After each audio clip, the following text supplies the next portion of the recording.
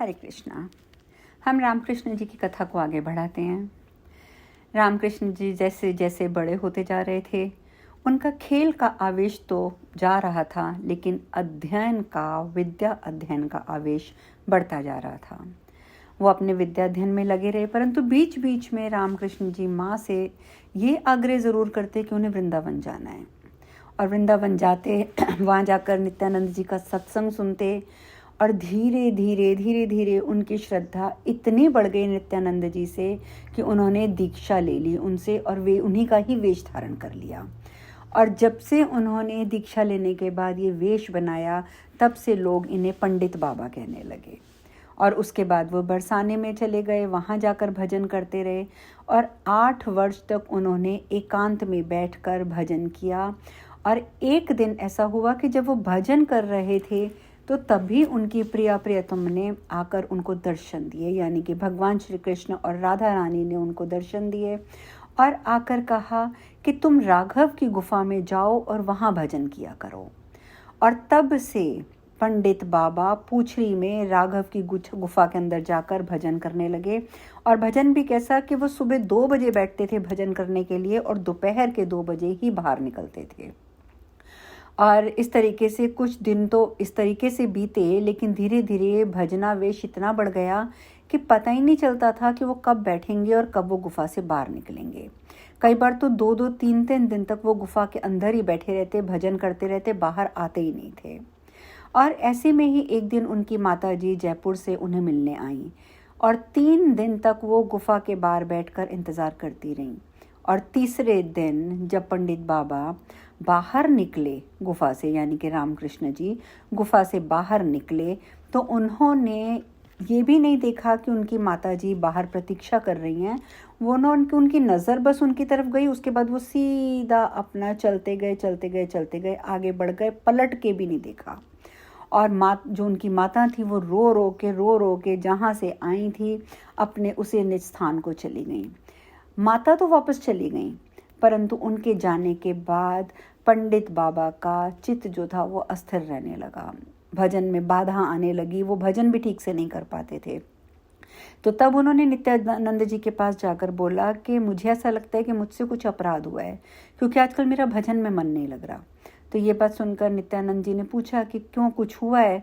तो उन्होंने कहा कि ऐसा बड़ा तो कुछ नहीं हुआ, लेकिन हाँ, मेरी माताजी मिलने आई थी, और मुझे लगता है कि उन्हीं के प्रति मेरे से कुछ गलती हुई है। और उन्होंने सारी बात सच सच बता दी।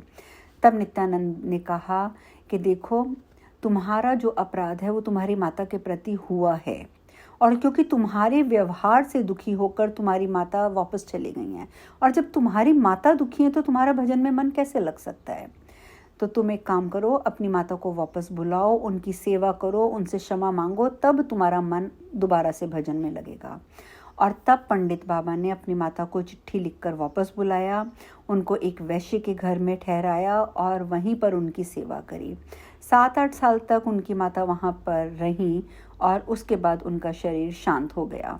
और जब माता का शरीर शांत हो गया तो वे निर्विघ्न रूप से अब भजन करने लग गए। और पंडित जी जो थे, पंडित बाबा, अपने गुरु नित्यानंद जी को प्राण गोपाल कहते थे, और वो भी सिर्फ अपने इन्हीं शिष्य की हर बात मानते थे। और ऐसे ही कुछ समय के बाद नित्यानंद जी ने भी इनका साथ छोड़ दिया, अर्थात वो भी भगवान के धाम को पधार गए। इसके बाद तो बस ये जो पंडित बाबा थे, इन्होंने अपनी एक कुटिया बना ली और कुटिया में रहना आरंभ कर दिया। यहीं पे मैं आपको एक और घटना बताती हूँ कि एक बार गोवर्धन थाने के एक अधिकारी जो थे वो उनसे मिलने आए, और उनके साथ उनकी धर्मपत्नी भी थी और धर्मपत्नी की एक सहेली भी थी। तो जब ये लोग कुटिया में पहुँचे तो उस समय धर्मपत्नी और उनकी सहेली दोनों को प्यास लगी थी।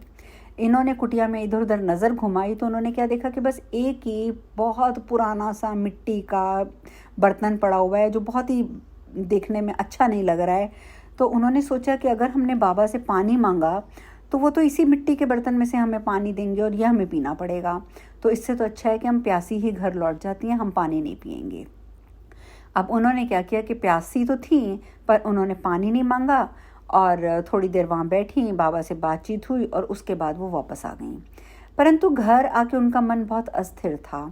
तो अधिकारी की जो धर्मपत्नी थी उन्होंने कहा कि भाई मुझसे तो भाई वहाँ पे मुझे ऐसे ऐसे प्यास लगी थी, लेकिन मैंने वहाँ पानी नहीं मांगा क्योंकि वो मटका बड़ा गंदा लग रहा था।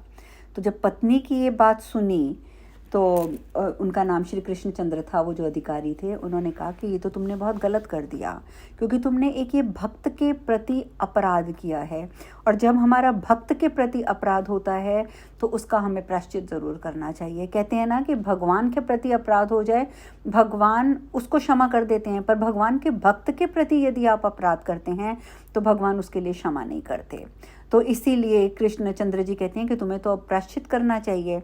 तो ये बात सुनकर कृष्णचंद्र जी की धर्मपत्नी और वो जो दूसरी महिला थी उनकी सहेली, वो दोनों वापस अगले दिन कुटिया पर जाती हैं और मन ही मन में बर्तन की तरफ देखते हुए बर्तन से क्षमा मांगती हैं, उस मिट्टी के घड़े से। और उसके बाद बाबा से कहती हैं कि बाबा हमें थोड़ा पानी पिला दीजिए, हमें प्यास लगी है। तो बाबा के सेवा करने के लिए वहाँ पर एक व्यक्ति भी था, उसने उन दोनों को पानी पिलाया। और जब वो पानी पी रही थी तो जैसे ही पानी पीते पीते उनकी नज़र उस बर्तन के ऊपर गई मिट्टी के, तो उन्होंने देखा कि वो तो चमचमाता हुआ जैसे सोने का बर्तन पड़ा होता है। और वो ये देखकर बड़ी आश्चर्यचकित हो गई, क्योंकि देखो ये बात भी सत्य है कि संत तो स्वयं ही चिन्मय होते हैं और उनकी हर वस्तु भी चिन्मय हो ही जाती है। तो इस प्रकार की बहुत सारी घटनाएं हैं जो उनके जीवन की हैं, जो बहुत प्रचलित हैं। और अब मैं बाबा के अंत के बारे में बताऊंगी कि 80 वर्ष के वो हो रहे थे, दुर्बलता बढ़ती जा रही थी, फिर भी भजन संबंधी सारे नियमों का पालन वो करते थे। वहीं रात को 2 बजे उठना, अपराह्न 2 बजे तक भजन करके उसी में अपने आप को व्यस्त रखना, नित्य मधुकरी जाना, नित्य श्री गोविंद जी का दर्शन करना, एकादशी आदियों पर निर्जल व्रत रखना, आचार्यों की समाधि पर दंडवत करना, चाहे आंधी हो या तूफान, वो अपने नियमों को ज़रूर पूरा करते थे। परंतु देखिए समय के साथ साथ उनके शरीर की दुर्बलता बढ़ती जा रही थी। और इसी प्रकार से दिन बीत रहे थे कि एक दिन कुशल सिंह जी और हरि सिंह जी, ये दोनों गोविंद जी की प्रसादी लेकर उनके पास आए। और प्रसादी में क्या था, प्रसाद के साथ साथ वहाँ पर गोविंद जी के ठाकुर, जिनको हम भगवान श्री कृष्ण कहते हैं, गोविंद के गले से उतरी हुई एक माला भी थी।